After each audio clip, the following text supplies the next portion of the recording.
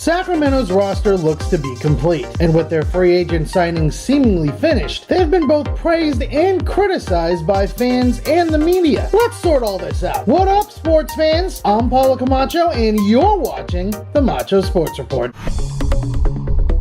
The Sacramento Kings' offseason moves, barring any unforeseen trades, are presumably over. And all things considered, the Kings roster looks to be a good one. On top of all the talented young assets they've acquired over the years, Sacramento has cut ties with many players that represented the previous unsuccessful old regime. Franchise center/forward DeMarcus Cousins was famously traded to New Orleans for what became two promising prospects in UNC's Justin Jackson and Duke's Harry Giles. And while Sacramento cut ties with longtime mainstays like Rudy Gay and Ben McLemore, the uncharacteristically savvy Kings front office targeted the right free agents for an amount of money that won't cripple the team moving forward. After all, the Kings will be a very young team in 2018, with 10 players currently under the age of 24. With that in mind, they'll need some veteran leaders to work under if they aim to be a solid young core of players sooner rather than later. It's probably why the Kings signed the veterans they did. Point guard George Hill joined up on a 3-year, $57 million deal. Former Memphis Grizzlies power forward Zach Randolph signed with the Kings on a 2-year, $24 million contract. And forward Vince Carter, yes, Vince Sanity himself, joined the Kingdom on a 1-year, $8 million deal. While many saw these signings as part and parcel to the Kings actually winning the offseason, others questioned why the Kings would make such shrewd signings. After all, a move involving a salary dump would have made more sense for a Kings team with a bunch of cap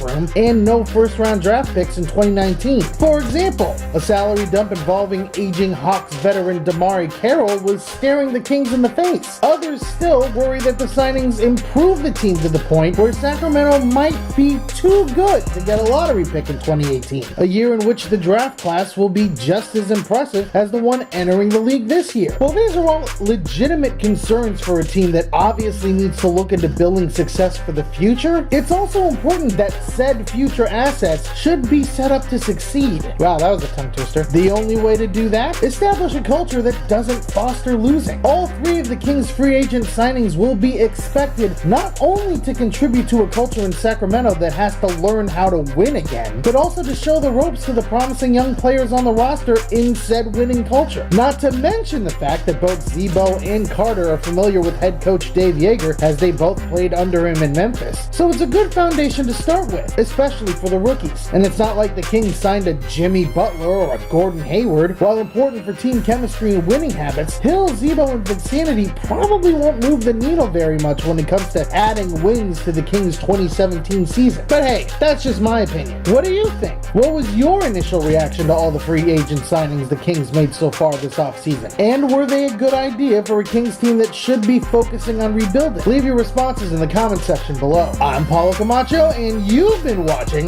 the Macho Sports Report. Peace out, sports fans!